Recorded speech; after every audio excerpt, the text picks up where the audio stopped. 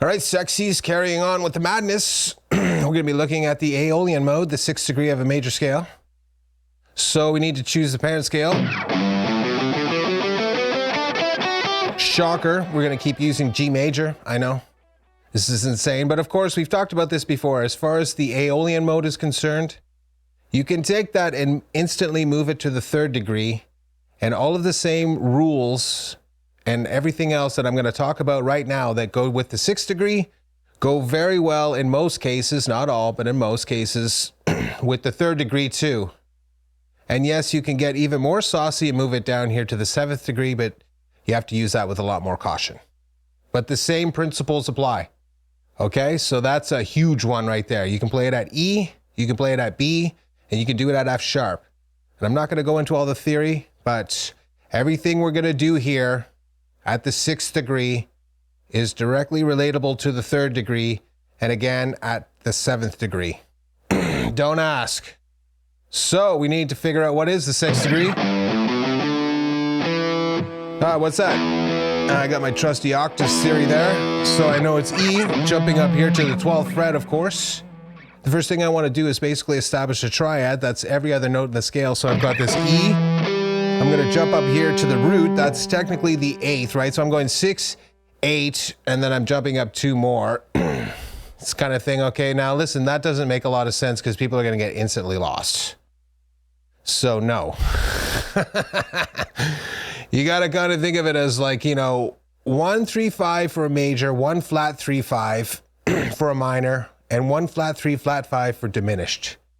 So if this is my major, if this is my root, sorry, I'm starting with the major arpeggio just by default.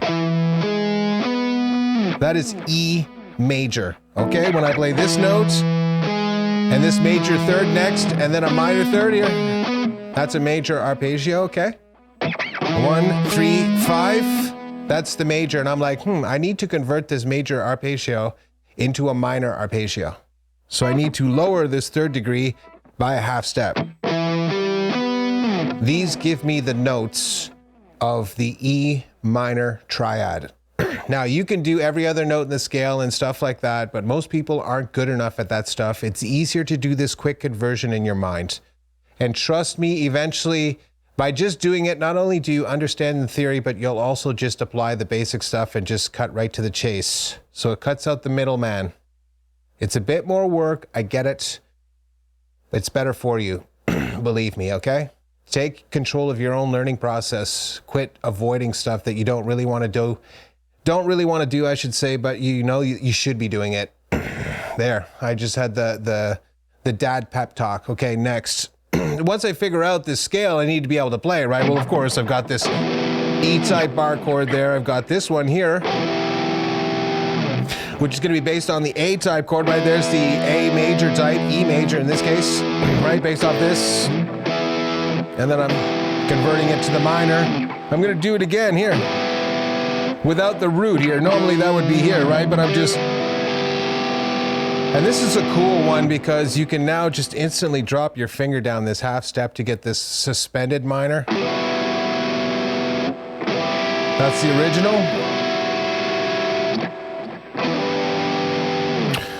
It's giving you a lot of choices, right? You can do the drop chord like that. There's also, of course, the one here. What would be the one on the A string? How does that work? I know. I'm really forcing you to do stuff here, right? So listen, it's either minor or minor 7. Done. You could swap in diminished. Is also going to work, or this diminished here kind of situation is going to work great. Sometimes dominant 7 is going to sound pretty cool. So listen, Aeolian is like one of these sort of rubbery locations in music where a lot of things are true. Yes, the one thing that's set in stone is the minor, but there's so much more, okay? So don't get locked into the mindset of being like, it's this one thing and that's it. No, it's not. It's up to you to sort of find new applications. Okay, so that covers the basic chord theory. I go to the 6th degree, 1, 2, 3, 4, 5, 6. I figure out what this note is, move here.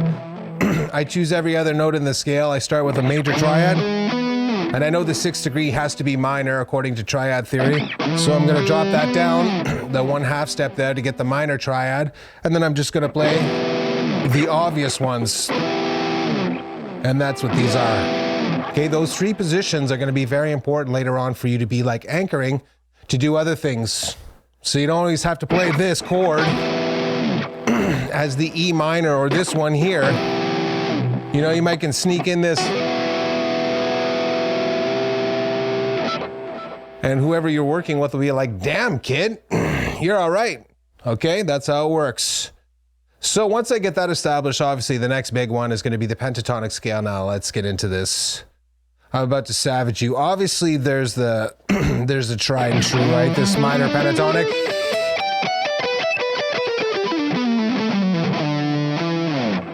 Now listen, there's so many things there. You've got the sort of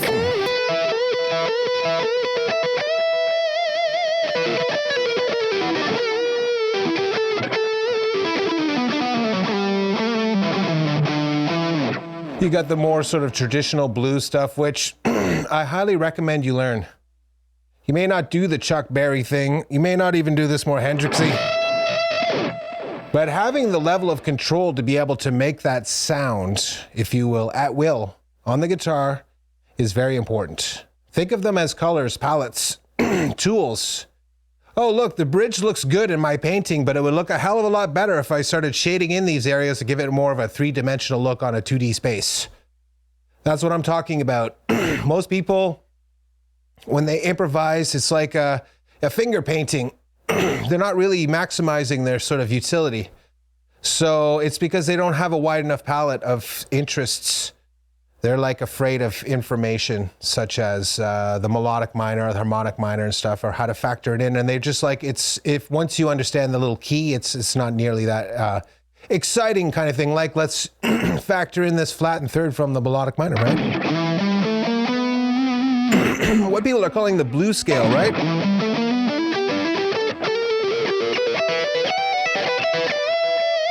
Right now, all of a sudden, I've kicked up this standard sort of minor pentatonic scale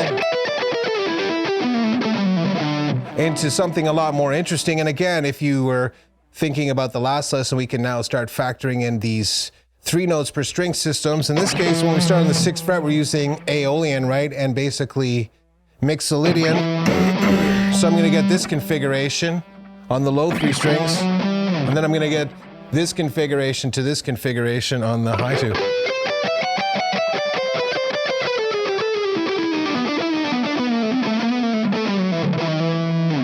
Okay, so that can be very helpful, you know.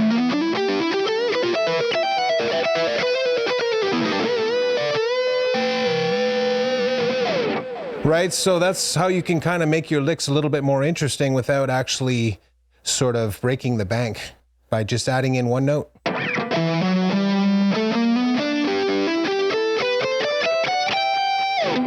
It's not so bad, right? The next thing obviously is like using techniques. I'm going to show you 3 right now. The first one's going to be obvious, the hammer-ons and pull-offs kind of thing.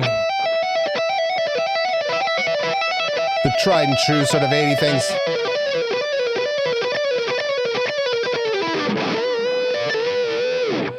That's very important. That's all about hand-eye coordination, sort of like synchronizing. Notice I'm picking some of them. Sometimes I sort of alternate the picking to be like up-down kind of situation to add more emphasis to the pick strikes. But I'll leave it up to you. You can start off with just obviously the simple ones. Do 3. Again, you can sort of like, you can kind of mix and match the sort of order of these hammer-ons and pull-offs. So just start off with whatever your level is. There's no lesson I can give you because I don't know. I'd have to be sitting there with you to be like, okay, do this. You have to sort of sit there and decide for yourself. You're like, I really suck at this. Which is as old the hills, right? Like that's going back to like the 60s and the 70s kind of situation. So if you're not good at that, be the good one to start with. Obviously, if you're already good at... Obviously, there it is, right? So another one that also uses hammer-ons and pull-offs, this is a direct rip-off from Tony McAlpine, and the Planet X stuff is essentially down. Now I'm barring the top 2 strings and using, again, this 2 upstrokes across 2 strings like this. That's my technique. And in between those, I'm doing this hammer on and pull off there, or basically 2 pull-offs. Moving down into the, I think it's this next one, right? Again, just moving down diatonically. Sorry, it's hard to do when I'm talking.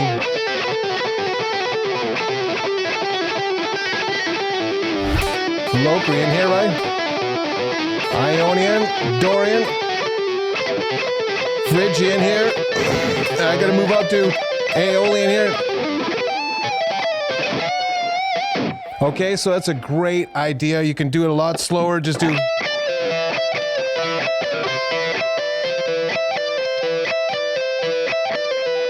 And so on and so forth. Okay, the last one is the same, or I should show you this one. You can do it again, but with using the bluesy notes. Across 3 strings.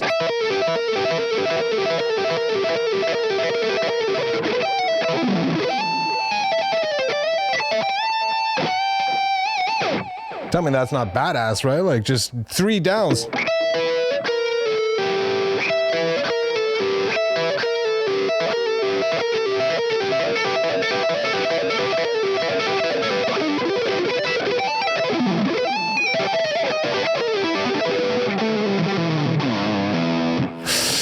Whatever, close enough. You get my point, okay? So that's a great technique to be using there. The other one is what they call swibrid. I'm just going to talk about it briefly. Essentially what you want to do here is just sort of alternate picking, sort of using,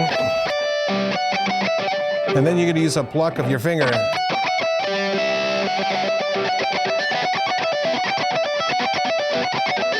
Now listen, that's going to be a lot more difficult. Of course, you could do the hybrid. Again, I'm just using the shape here of the minor pentatonic there with those extra notes added in. They're already there. So why not use them? Technically, you'd fill in the... Well, you've got these ones here. The chromaticism there. That's from the harmonic minor. Right, another one you can use. Oh, I guess we should end that out. Okay, so those are a couple ones you can use. The hammer-ons and pull-offs. You can use the McAlpines.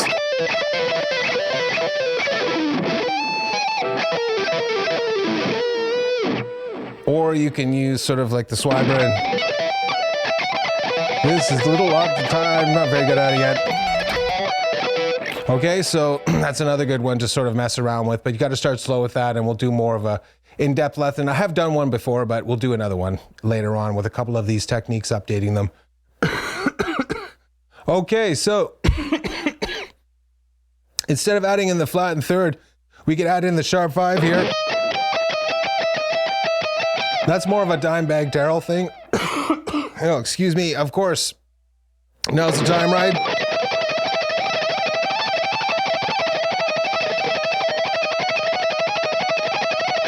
Doesn't he do that on Domination or something like that?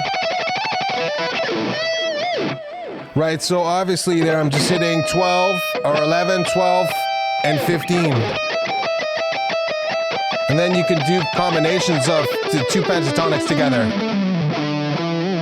Now there's a tendency, okay, so that basically covers a lot of the sort of like the basic notes, right? The flat and third.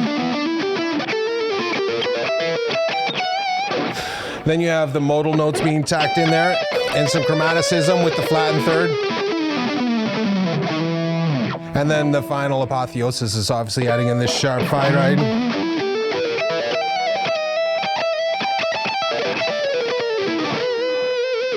Okay, so that's another great, and remember, most of this stuff is in passing to add sort of like a little point of interest. You're not just gonna sit there unless you're gonna make the lick about this one particular thing. So unless you're going to highlight it or spotlight it because you're doing some sort of extended passage where you're just absolutely creating pick dust, that's one thing. But usually it's better to start with just sneaking it in and then jumping out until you know how to use it with taste and flair and stuff. Like the master's dime obviously is the master of that flattened, raised fifth. He's just absolutely monstrous with it. So that's, and all the blues notes too, obviously.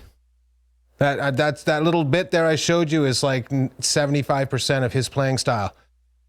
Now, there's That doesn't make you Dimebag. It just means you know kind of the same stuff that he knows.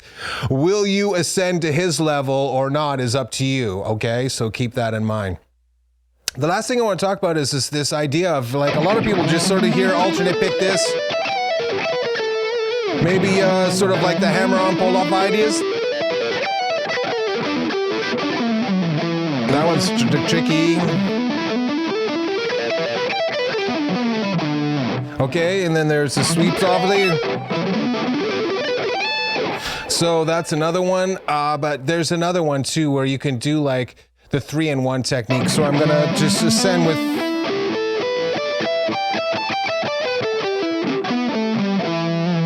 Okay, so I got the 3 notes on the low E string, 1 note, 3 notes, 3 notes, 1, and then I'm doing this turnaround to do 3 notes on the high string. Now 1, 3, 1, 3, and 2 in this case, and then you can just move down here to say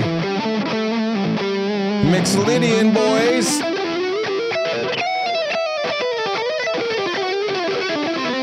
Oh no, my God, Phrygian, Aeolian,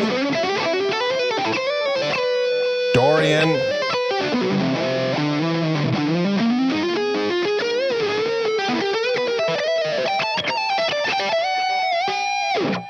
yes, the little half step out was technically not wrong, but luckily there was no backing track, or else that would have been serious problem. But listen, that's what I call a leap of faith.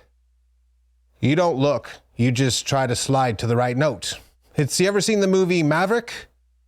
Where Mel tries to turn over the card that's the right card or whatever, he tries to will it. Same diff, okay? So we're gonna wrap that bad boy up right there. We're gonna quickly go over the scale a little bit, which there's not really much to talk about. And of course, we're gonna look at a couple arpeggios next.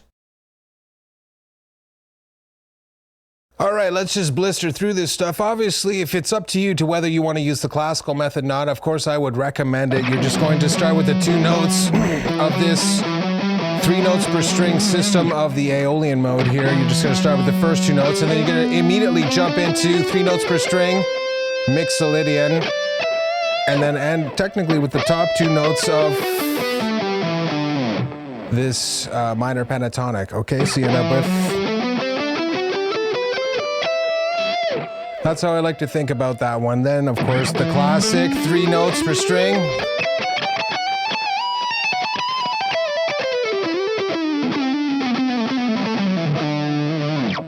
That's going to be obviously, and again, people are like, you're not even looking, man. It's like, I listen to the notes, man. Stop looking at your fingers.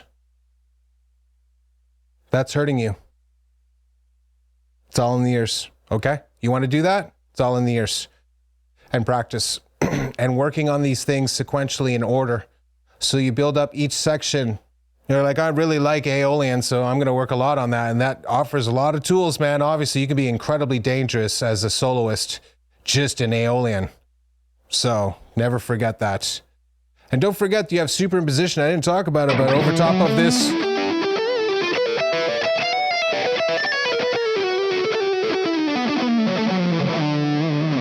you have also the Dorian, right?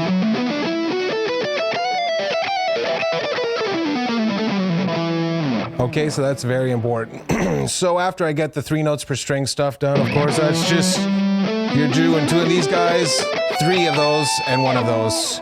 No big deal. The other thing is of course, now we can start looking at, in this case, you know, I would basically stick to the melodic minor.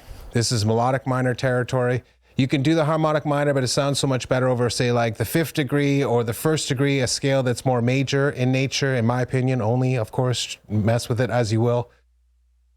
In this case, get used to using the melodic minor, of course. We're just going to repeat the same shape we've used the whole time, which is just move a half step down from the root. Of course, this should be... That's that dominant 7 inversion. We also have this minor 7 flat 5 inversion, which is just the symmetrical one, right? Of course, those 2 things are basically interchangeable. I know, I'm really hitting you now. And just play the melodic minor. See how kick-ass that is? Another great one, of course, is the setup. if you will, from like, say, the 3 notes per string system into the minor pentatonic is swap out Mixolydian for Lydian.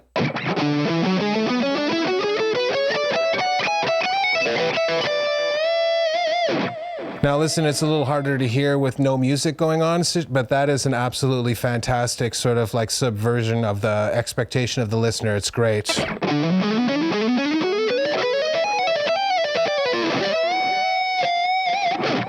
People are gonna be like, damn, it's cool, okay? So that all sort of gets back to the meat and potatoes of the melodic minor here of just...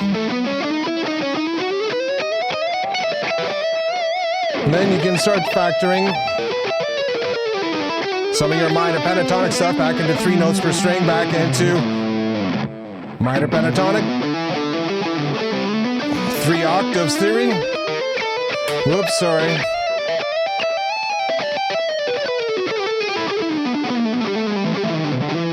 That was me doing literally the entire thing here, just using whole steps.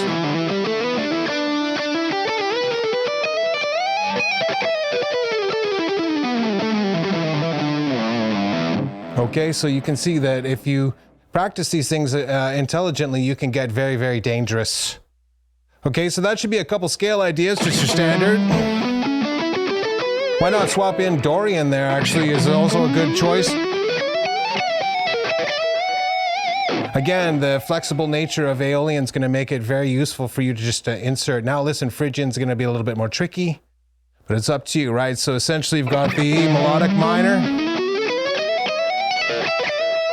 You've got, say, Lydian leading up to it.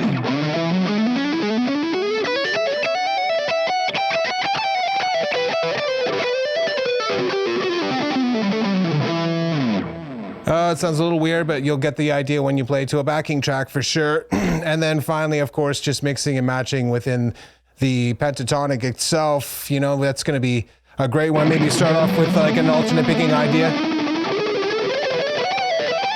All vertically, you know, again, just using the notes of Aeolian here, 3 notes per string. Into the pentatonic, back into, that's Mixolydian, right? So it can be very, very useful just to sort of stick in the same zone. You don't have to be going all over the fretboard like I did. And last but definitely not least here, we could take a quick look at some of the arpeggios. Obviously, you've got the minor. That one should definitely be on the menu. That's a great one. Start factoring in that minor 7. Again, upstroke and then downs.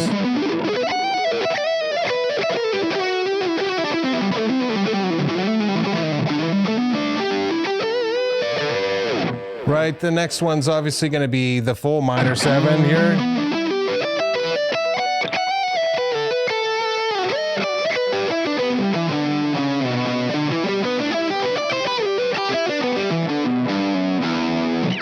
That's me running through all the inversions there, for the most part.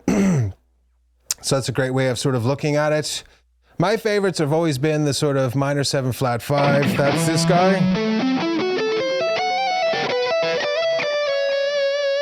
He gets a slightly different sort of vibe going on there. A little more melodic, a little more melancholic too, right?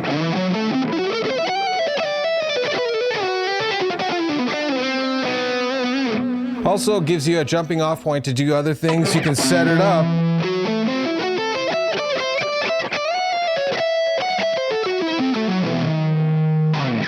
Again, I'm just starting here in the inversion proceeding.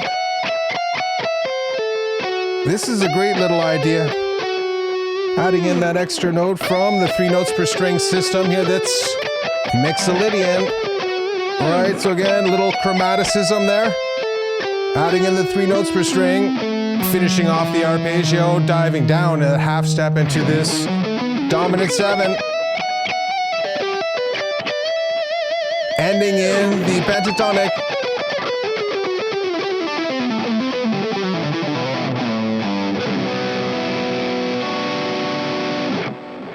Terminating with, you know, the major 7 kind of situation. So again, the chords and the scales and all the rest of these things, they're sort of the main focus, but essentially getting into the arpeggios is really going to open up your playing a lot.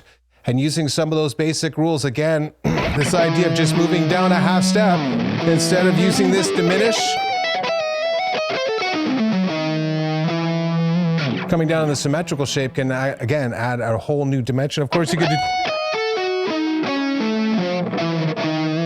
use the triad, add a few notes in there. That can be pretty awesome too. So the sky's the limit. There is no real sort of base level stuff. Keep that in mind. It's up to you to innovate and constantly be sort of like recycling in ideas that you're like, what's that going to sound like? I don't know. You'll never know until you try. And then that gives you a reason to sort of dive deeper and dig deeper into these topics like minor 7 flat 5, the diminished, or the dominant 7 chord, its relationship. You're like, oh, okay, that's kind of interesting. You know what I mean? Starting in...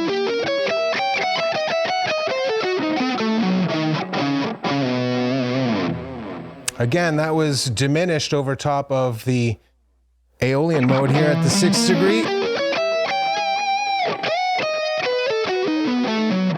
Moving into the half step down dominant 7. Ending in the minor pentatonic. It's a whole musical loop. And that's what people basically expect when you're an experienced solo person. You can sort of create the interest in your playing to be like, I'm not just static.